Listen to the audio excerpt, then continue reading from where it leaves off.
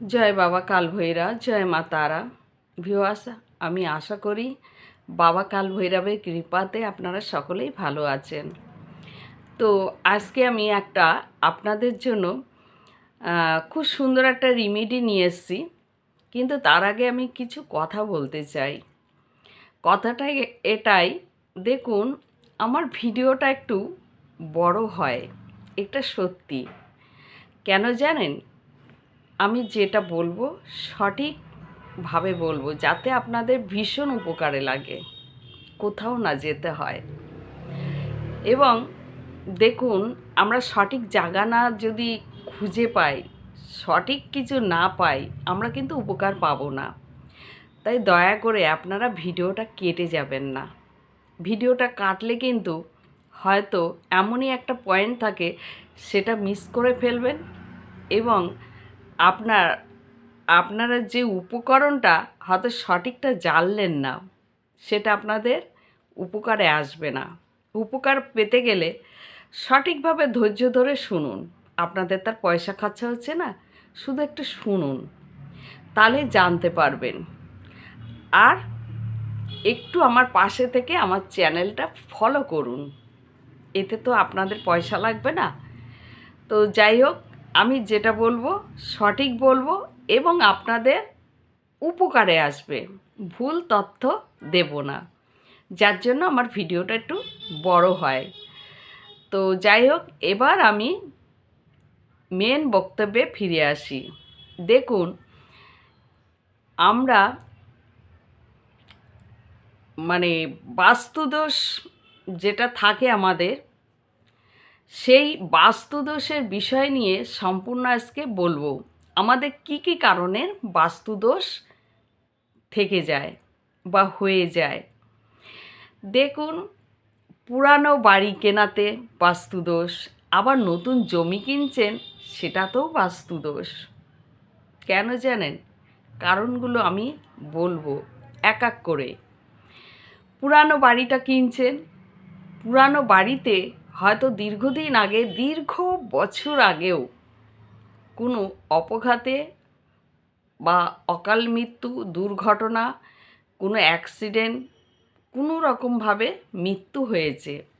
আপনারা হয়তো জানেন না, আপনাদের খেয়ালেও নেই, সেই বাড়িতে আপনারা বসবাস করছেন।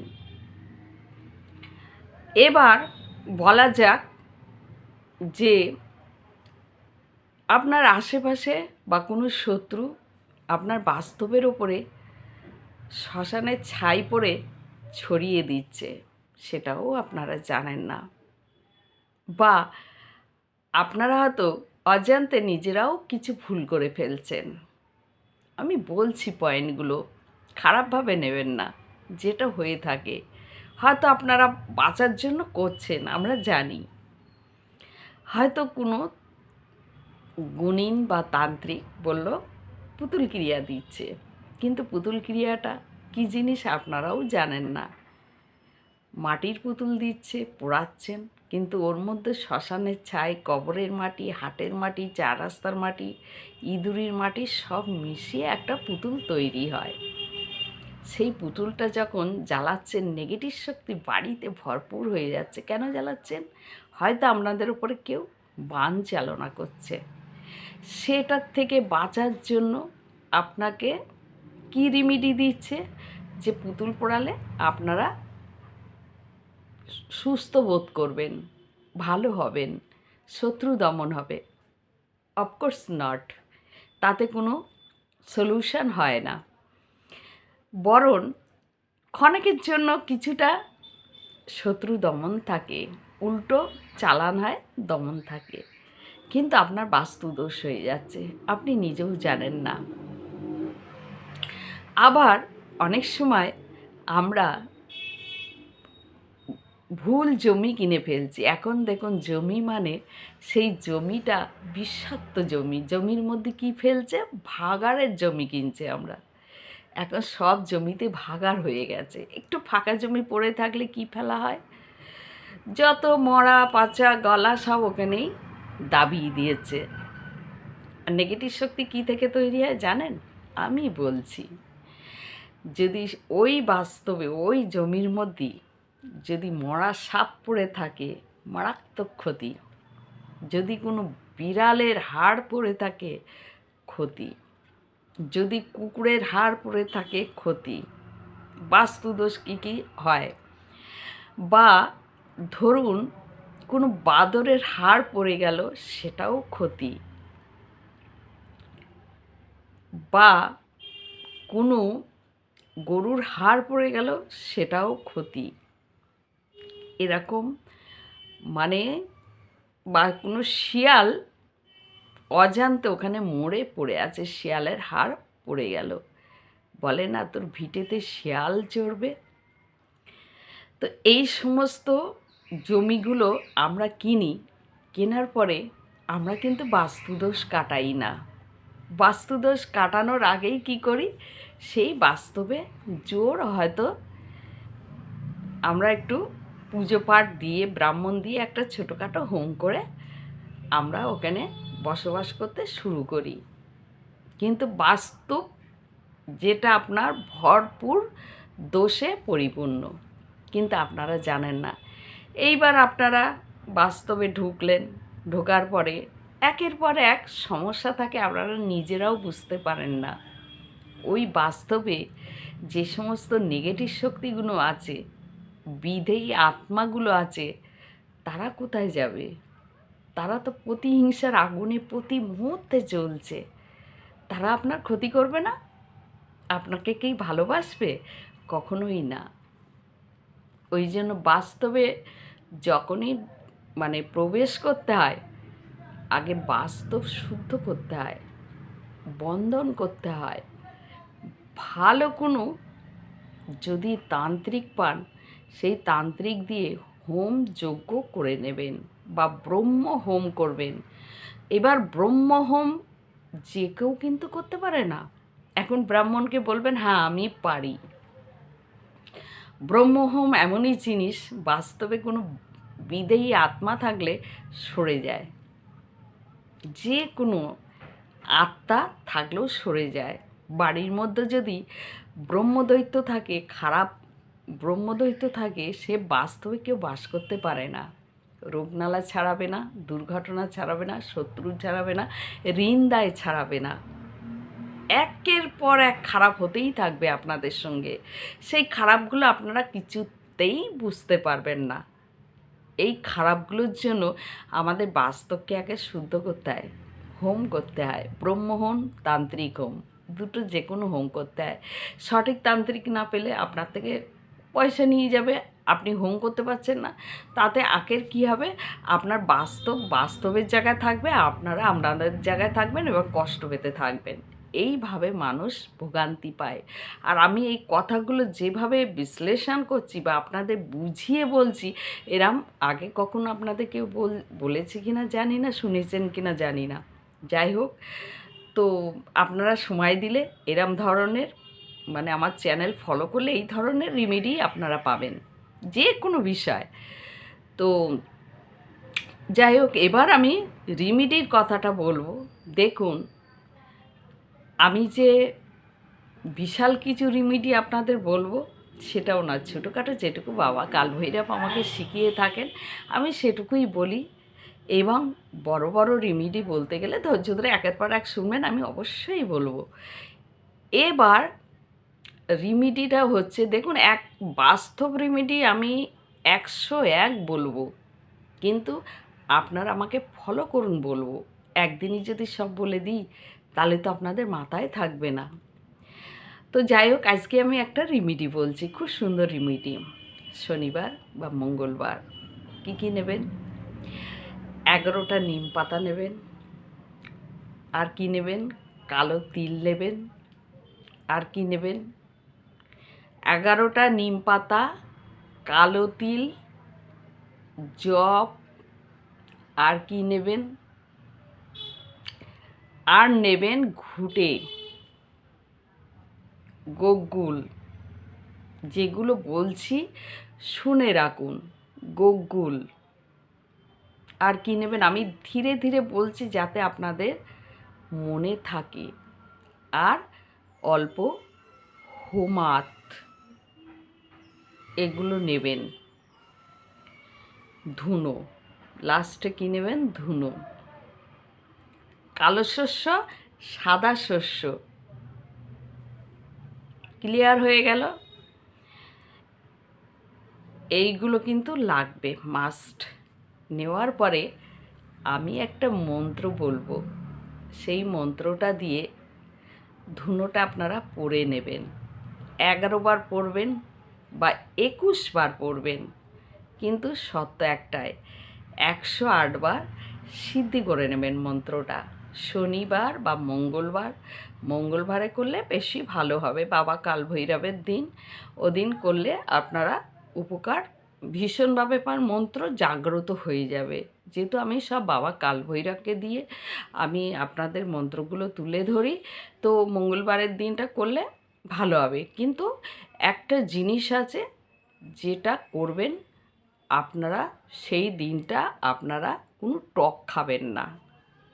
টক খাবেন না মঙ্গলবার ধরে করলে বা শনিবার ধরে করলে ক্রিয়াটা টক খাবেন না, বারবারই বলছি।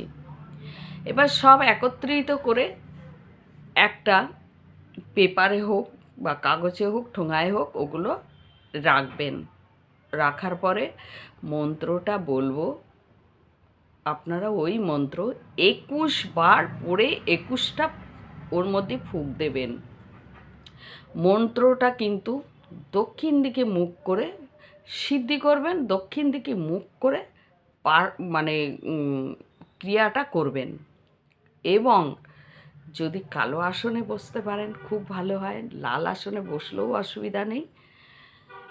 এবং 4 মুখযুক্ত একটা প্রদীপ জ্বেলে দেবেন, সর্ষের তেলের প্রদীপ। সে সাধক হন না হন, আমার রেমেডিতে কোনো সাধকের প্রয়োজন হয় না। তো ওই দিনকে আপনারা নিরামিষ খাবেন, শুদ্ধ আচারে মন্ত্রটা সিদ্ধি লাভ করে নেবেন। এবং মন্ত্র সিদ্ধি করতে গেলে খালি পেটে সিদ্ধি করতে হবে, সে সকালে হোক যখন হোক, কিন্তু ক্রিয়াটা করবেন সন্ধেবেলারটাই, ঠিক সন্ধেবেলা। তো মন্ত্রটা বলছি, এবার শুনুন। হিরিং হিরিং হিরিং হুং হুং ভূতেশ্বরায় ফট। কি বললাম? হিরিং হিরিং হিরিং হুং হুং ভূতেশ্বরায় ফট। এই মন্ত্র দিয়ে ফুঁক দেবেন। দেওয়ার পরে ওইটা ফুঁক দেওয়ার পরে ওইটা পুড়িয়ে দেবেন। কর্পূর দিয়ে ভালো করে ওটাকে পুড়াবেন। কর্পূর ওর মধ্যেই দেবেন একটু বেশি করে, দিয়ে একটা মাটির হাঁড়ির মধ্যে ফেলে পোড়াবেন। ঠিক আছে? পোড়ানোর পরে ওটাকে নৈতিক কোণ আর বায়ুকোণ, বাস্তবের নৈতিক কোণ বায়ুকোণ ছড়িয়ে দেবেন। আর যদি আপনাদের বাস্তব নয় ফ্ল্যাট হয়, তাও আপনারা দেবেন, যদি নিজস্ব ফ্ল্যাট হয়। এবার বলবেন আমরা তো ভাড়া থাকি, আমরা কি করে দেবো? তাহলে দেওয়ার দরকার নেই।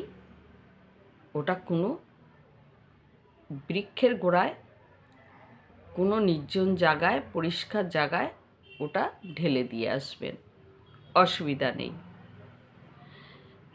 এবার নৈতিক কোণ আর বায়ুকোণ কেন বললাম?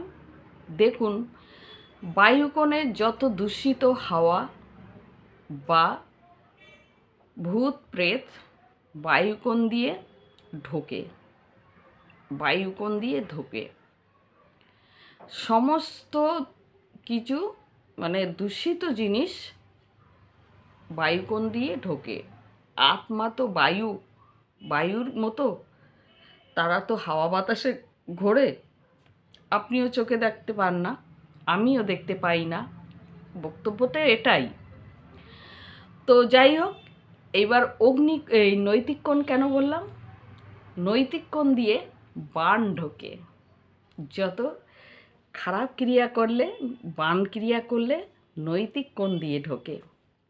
এবং নৈতিক কোণ দিয়ে ঢোকে চালান। যত কিছু খারাপ চালানগুলো নৈতিক কোণ দিয়ে ঢোকে। ওই জন্য এই দুটো কোণকে আগে করে ছড়িয়ে পুরো বাস্তবটাকে শুদ্ধ করুন। বাস্তব যদি শুদ্ধ হয়ে যায়, যাদের নিজের বাড়ি আছে তারা ওই ধুনিটা জেলে সারা বাস্তবে আপনারা ঘোরাতে পারেন, দেখতে পারেন। দেখবেন এরমভাবে যদি আপনার বেশি দিন না, আমার একটা সময় লাগবে। সময়টা বলতে আপনারা বুঝতে পারবেন, নিজেরাই করতে করতে বুঝতে পারবেন। বাস্তব শুদ্ধ না হলে আমি যদি আপনাদের বাস্তব বন্ধন বলি, করে লাভ হবে না। আগে কাটাকাটি করুন, কাটাকাটি করে বাস্তব পরিষ্কার করে তারপর যে কোনো ক্রিয়া করবেন দুরন্তভাবে লেগে যাবে। তো এভাবে করতে থাকুন 41 দিন, প্রতি শনিবার মঙ্গলবার ধরে এভাবে করতে থাকুন। দেখবেন আপনার বাস্তু শুদ্ধ হয় কি না হয়, সেই সময় আপনারা আমাকে কমেন্ট করে জানাবেন, কমেন্টের মাধ্যমে জানাবেন। আমি যে রেমেডি বলছি এই রেমেডি সত্যি অতি সত্য। যদি আপনাদের বিশ্বাস থাকে, মনে ভক্তি থাকে, অবশ্যই করবেন, কোথাও দৌড়াতে লাগবে না। দেখুন আমাদের কিছু কিছু জিনিস আছে যেগুলো আমাদের নিজেদের শিখে রাখতে হয়। সবসময় আমাদের পয়সা খরচা করা সম্ভব হয় না, সময়ও আমরা দিতে পারি না, সঠিক জায়গাও খুঁজে পাই না, যার জন্য আমরা সত্যি কি বলবো, আমাদের নিজেদের দুর্ঘটনার মধ্যেও থাকলেও কষ্ট পেলেও কিচ্ছু করতে পারি না, কিছুই করতে পারি না। বাড়িতে কেউ অসুস্থ হয়ে আছে, কিছু করতে পারছি না। বাড়িতে কোনো দুর্ঘটনা ঘটছে, কিছু করতে পারছি না। এইভাবে করলে আপনার বাস্তব 100% শুদ্ধ পবিত্র হবেই আমার রেমেডি করলে। এবং আমার মন্ত্র ডেসক্রিপশনে লিখেও দেব, আপনারা শুধু দেখে নিন। যদি উচ্চারণে কোনো ভুল ত্রুটি হয় আপনার ডেসক্রিপশন থেকে লিখে নেবেন, ঠিক আছে? আর লাস্টে একটা কথাই বলবো যে আমার চ্যানেলটা সাবস্ক্রাইব করে রাখবেন। জয় বাবা কাল ভৈরব।